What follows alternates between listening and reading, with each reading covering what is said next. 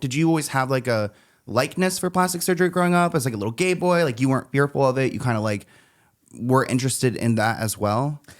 You know what? No, because I wasn't exposed to it. So I grew up outside London in a small town and, I wasn't familiar with that. I didn't even think it was a possibility. So I just thought that I was going to be trapped feeling ugly and looking ugly in my eyes forever. And I felt I was basically cursed. So I thought there was no solution possible. So it was only when I went to Korea and that you're literally surrounded by it. I mean, billboards, like LA. literally like LA, but like on a 10 times more scale. So that was when I first discovered, there are possibilities for me to get out of this deep-rooted unhappiness. If I just do a few tweaks. And originally it just started with the nose. I just thought, let me just do the nose, then I'll be happy. And then what happens with surgery, you do one, then you do another. It's a bit like tattoos, right? People start with one and then they just can't stop. So kind of became like that. But yeah, I wasn't exposed to it as a kid, so I didn't think it was an option. If I knew it was an option, I would have, gone for it a bit younger. Yeah.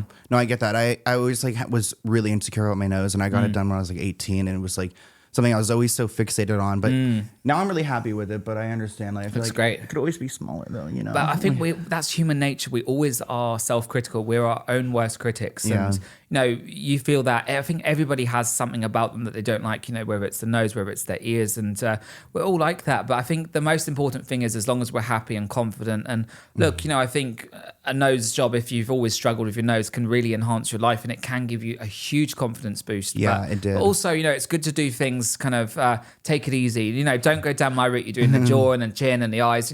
Just take it easy. Just do what's really bothered you your whole life, and don't take it too far. Yeah. So let's talk a little bit about the plastic surgery. So correct me. So 32 surgeries is what we saw online. Yeah. 6 nose jobs, an eye surgery, face lift, brow lift, temple lift, teeth procedure, and skin whitening injections. Yes. What were those like? Did you notice a difference? How quickly would you notice a difference from that? Well, it was actually in the face. So they inject peptides, which is like vitamins, and it also whitens the skin. It's a very popular procedure in Korea, and it just evens out the skin tone. So, I did do that. You do notice the results after a couple of days, and it does just even everything out. So, you don't have patchiness or anything. And, it was kind of nice, but I've always been pale anyway, so I don't know why I did that, to be honest. Yeah. So for the nose jobs, so what was your first procedure?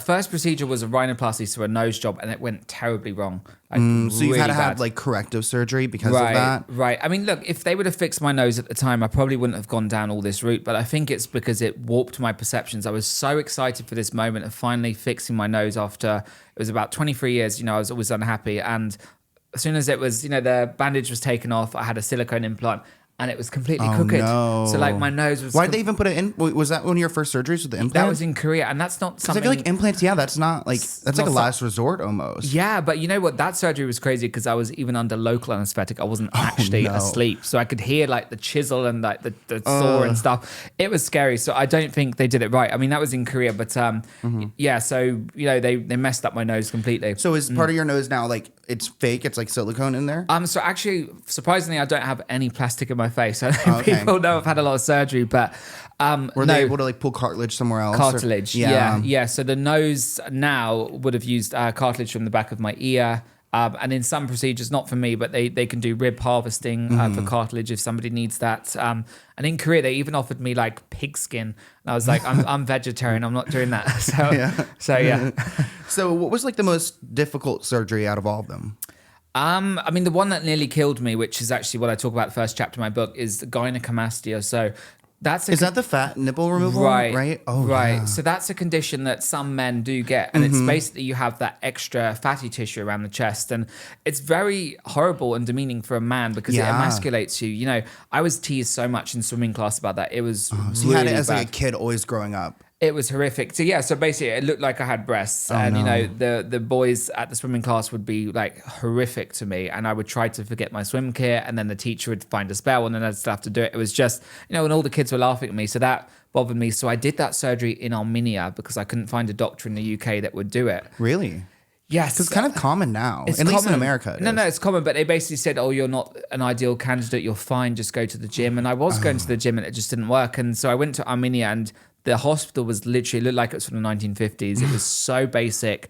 I thought I was going to die, and, I could have died. And in the operating room, I remember going in there, and it was just a concrete floor, a bright light, and just a silver hot, cold table. and most of them couldn't speak English. And that was tough. And then I remember being in bed for 3 days, couldn't even move an inch, couldn't even reach for a glass of water. And, the nurses barely checked on me. Yeah. And after 3 days, they pulled these plastic tubes out of my nipples. Horrific. And it had the drains with the blood, pulled it out without warning. I didn't even know they were inside me. And it was the worst pain I've ever felt. And then they used this kind of branding iron like they do with cattle to put on the nipples to kind of sew it back up or something. So horrific. So that was the worst. And was that like, had you done like a lot of like face surgery, or like was that kind of an earlier one on because you want to get that fixed? Or that was actually early on, so that was 2018. So at that point I'd done, I think that was my 4th nose surgery. Yes, I think that was my 4th nose surgery. So I'd done 4 nose surgeries and gynecomastia, and I think that was it at that point. Yeah. So how were you paying for this?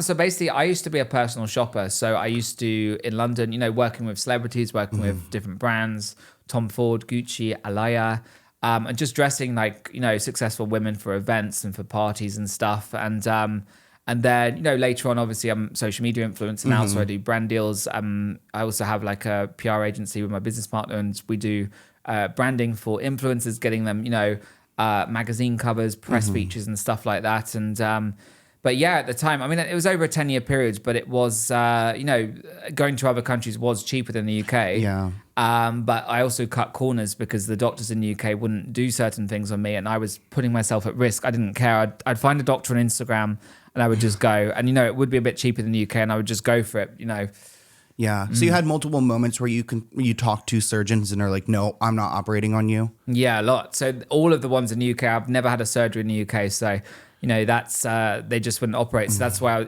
I've had surgery in Armenia, Poland, America, Korea, and China.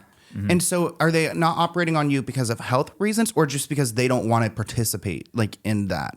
So a variety of reasons. So a lot of the doctors would say basically once you've had one nose surgery, a lot of doctors don't want to touch it because it's more risky and it's complicated, and they don't want to be responsible for any issues. So that's one reason. The other reason is, you have to do all these psychological evaluations and stuff, and, I wouldn't pass them. So that's why I'll go to foreign countries where they don't even do those checks. Yeah. Give them the money, book the appointment, and it's done, So yeah, some of the doctors were like, we're not going to do that, because the UK surgeons, they're a little bit more conservative than, let's say, Chinese or Korean. Yeah. Because they'll do the jaw surgery, the chin. The British ones don't really do that. They only do things that are necessary. So maybe a woman that's been flat chested, they might give her a breast enhancement or fix a bump in the nose. But, in terms of the crazy things I was doing, they weren't really doing that in the UK. And for jaw surgery, are they inserting something, or are they like shaving it down? Shaving. So there are some plastic surgeons that can put implants if somebody wants, for instance, a masculine jaw. But it was 2019. I actually had something called mandible angle reduction. So they shave all the bones down and the chin as well. I also had zygoma reduction, which is shaving the cheeks down. And that basically made my face more symmetrical, more cute, more feminine. Round, exactly. Yeah. And it's kind of weird because now I'm just back to, trying to find my masculinity again. I'm trying to reverse that. Yeah. And I'm not doing surgery anymore, but I've done, filler recently just to try and regain that old jaw that I had. So, I do regret a lot of the things I've done and put myself through pain, but what can you do? Yeah. So, and I also think that part of this addiction too is that like you have been very open about it all. So then you're talking about it and you're getting a bunch of press. So you're getting rewarded for kind bad of like behavior, basically. Being like a train wreck almost. Yeah. Like they want to see you just doing the next craziest thing. And then there's a Daily Mail article or The Sun or whoever is going to talk about you. So there's one article or some statement I read where you were talking about getting like penis reduction surgery to be more Korean, which I guess is kind of a stigma. Like the Asian people have like smaller genitalia. Is that something you like? Is that like a headline you're trying to like get at some point, or are you actually considering doing? No, I was actually considering not having penis at all because I wasn't sure of my gender. So I was like, shall I just cut it off and stuff? And the media sensationalized it a bit and stuff, but I actually wanted to have it cut off and made into a vagina. So, well, let's talk briefly. Yeah. When did you think you were maybe trans as like a woman? So basically throughout my life, I always had those questions. So I was always very feminine as a kid. I always used to get called a girl, I had the man boobs and stuff. So I was always faced with that. And I was always close to girls. The few friends I had were girls, right? Yeah. And I'd like Barbies, I like pink things, Disney, Cinderella, stuff like that. But it was only as an adult when I'd gone through this identity crisis, and then I was never happy. I was always happy for like 2 months, right? The surgery had calmed down. It looked amazing. Then after 2 months, the effect had worn off, the serotonin was gone, and then it was back to the next thing and back to being self-critical. So I kept doing that, and I had all the surgery, the Korean stuff, and it didn't fulfill me. So I thought, maybe I'm chasing in the wrong place. I'm trying to change myself into someone that's a K-pop star, but maybe it's because the gender issue, maybe that's the underlying issue. So, I consulted with some different doctors, and then I had facial feminization, which was 11 procedures in one day. Wow. And I've got like so many. Is that where the brow, like the lifts come in and those sort of surgeries? That's why you can probably see I've got a big white line here. That's actually from a hairline lowering to make the face more feminine. And then I've got, scars on my neck, under my chin. I had the fat removed here as well.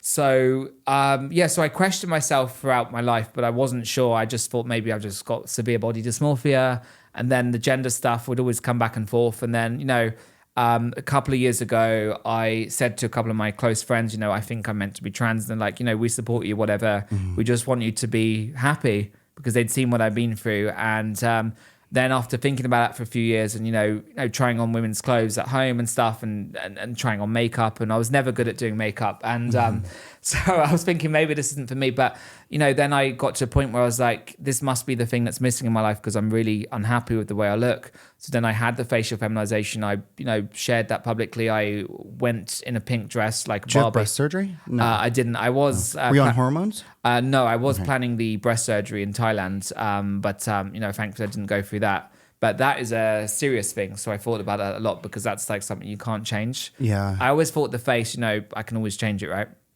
But the surgery, so then I came out publicly, and I was happy for a few months, just like every other surgery, and then it was like, why am I not happy? Then I was thinking about more surgery and the breast surgery, and then I was thinking in the future, a vaginoplasty, which was what I'd thought about before. And I just thought, this is never going to make me happy. It's an endless cycle. I'm just going to be happy for 2 months. And then, so that's when I really just realized, what, stop all this craziness, stop all the surgeries, focus on finding happiness from within, and just focus on, what's inside, because the outside doesn't really matter.